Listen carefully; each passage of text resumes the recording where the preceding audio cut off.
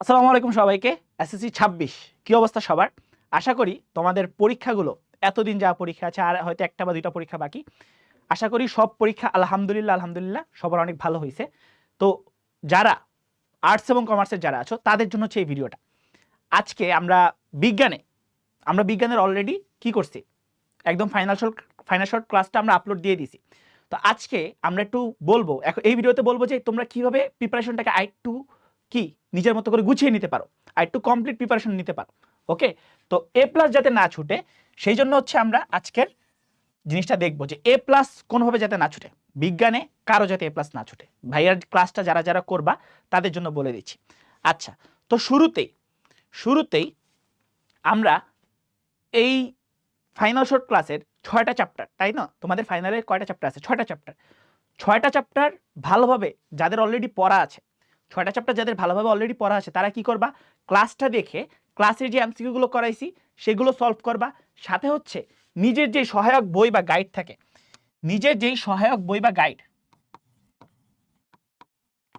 তোমাদের নিজের যার যেই সহায়ক বই বা গাইড আছে সেটা থেকে কিছু এমসিকিউ সলভ করবা। সাথে দিয়ে অনুধাবন প্লাস সংক্ষিপ্ত প্লাস জ্ঞানমূলক, এই 3টা জিনিস গাইড থেকে যত যা আছে সবগুলো একবার করে দেখে যাবা, শুধুমাত্র চোখ বুলিয়ে যাবা, যাতে কিছু আননোন না লাগে। পরীক্ষার হলে কোয়েশ্চেন খুললাম, ওমা এটা আমি পারতেছি না, এরকম যাতে না হয়। সবাই একটু ভালোভাবে নিজের প্রস্তুতিটা গুছিয়ে নিবা। ওকে, নিজের প্রস্তুতিটা গুছিয়ে নিবা। এটা তো গেল। এরপর ফাইনাল শর্ট ক্লাসে আমি প্রত্যেকটা চ্যাপ্টারের 3টা 4টা ইম্পর্টেন্ট টপিক তোমাকে বলে দিচ্ছি, ঠিক আছে? যেমন কি চ্যাপ্টার 11-এর ধরো, চ্যাপ্টার 11-এর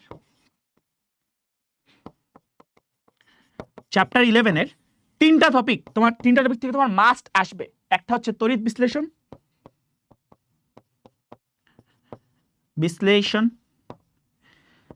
একটা হচ্ছে আমাদের কি যেন, বিদ্যুৎ বিল হিসাব, ঠিক আছে?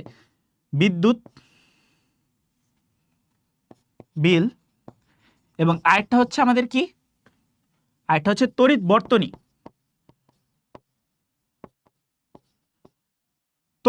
ওই যে শ্রেণী সংযোগ, সিরিজ, আর হচ্ছে সমান্তরাল।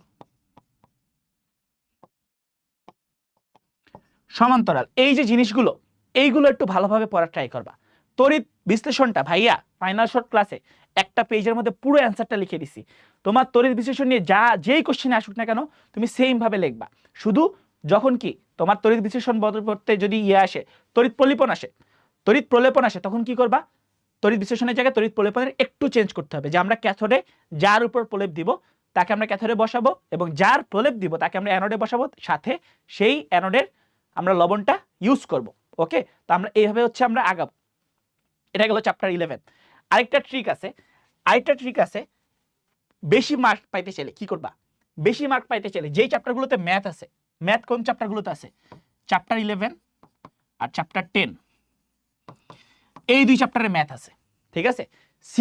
যেই সিকিউগুলোতে যদি ম্যাথ আসে এই 2টা চ্যাপ্টার থেকেই আসবে, এবং এই 2টা চ্যাপ্টার যদি অ্যান্সার করতে পারো তুমি 20-এ 20, মানে 2টা সিকিউ যদি আসে একটা চ্যাপ্টার থেকে একটা করে, তুমি 20-এ 20 ইনশাল্লাহ পাবা। 20-এ 20 ইনশাল্লাহ পাবা। তার মানে কি, ম্যাথ ভুল করা যাবে না। চ্যাপ্টার 11-এর একটাই সূত্র, E = P × T/1000। আর চ্যাপ্টার 10-এর অল্প কয়েকটা সূত্র আছে, কিন্তু মেইন যেটা আসে সেটা হচ্ছে F = ma, অথবা A = V - U/T, আর এটা আছে P = mv। এই জিনিসগুলো দিয়ে আসে, আর কিছু না, ঠিক আছে? আরেকটা লিখতে পারো mv - u। এই 4টা সূত্র দিয়ে ম্যাথ আসে। P, এই 4টা সূত্রের বাইরে এবং এই একটা সূত্রের বাইরে আর কিছু আসে না।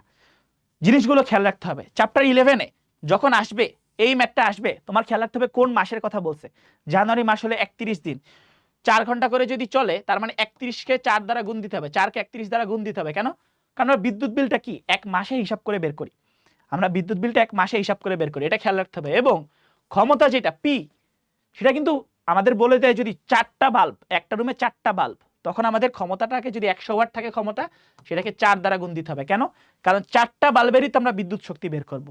4টা বাল্ব কত আমাদের কারেন্ট বিল বা বিদ্যুৎ বিল আসতে আসতে 4টা বাল্ব, আমরা তো সেটাই বের করবো, তো একটা বাল্বের বের করবো না। তো এই জিনিসগুলো খেয়াল রাখতে হবে।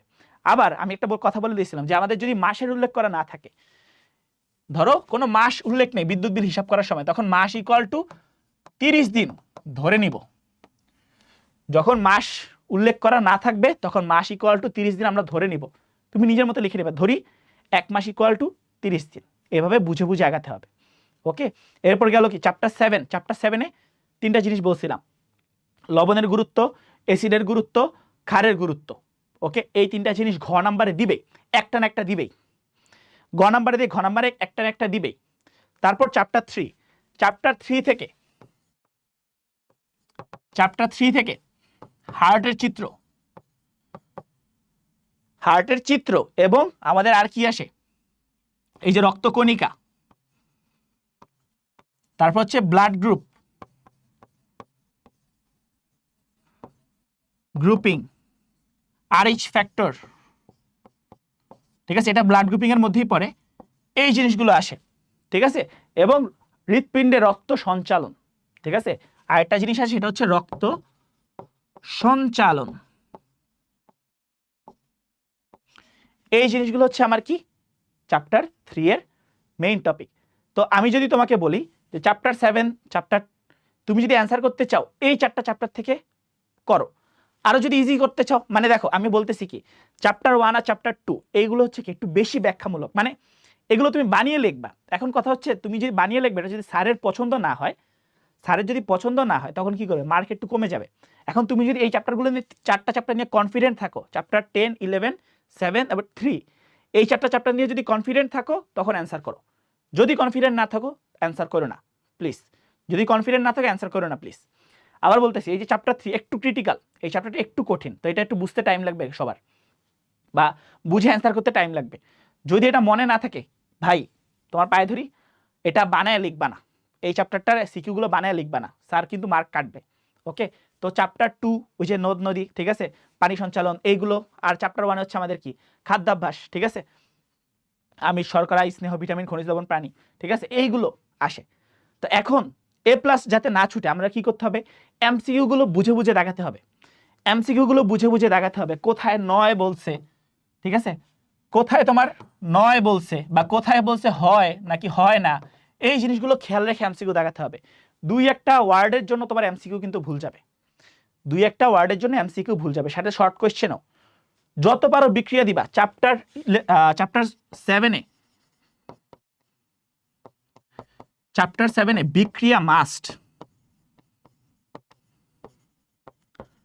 চ্যাপ্টার 7 যদি অ্যান্সার করো বিক্রিয়া মাস্ট, বিক্রিয়া তোমাকে দিতেই হবে। চ্যাপ্টার 7 যদি অ্যান্সার করো তোমাকে বিক্রিয়া দিতেই হবে ভাইয়া, যদি বিক্রিয়া না দাও মার্ক কিন্তু কম পাবা। প্রায় 8টা বা 10টার মতো বিক্রিয়া আছে, খুব কঠিন না, খুবই ইজি বিক্রিয়া। একটা বিক্রিয়া বুঝলে আরেকটা বিক্রিয়া বোঝা যায়, খুবই ইজি বিক্রিয়া। এই জিনিসগুলো খেয়াল রেখে একটু অ্যান্সার করবা। ওকে, এই জিনিসগুলো খেয়াল রেখে একটু অ্যান্সার করবা।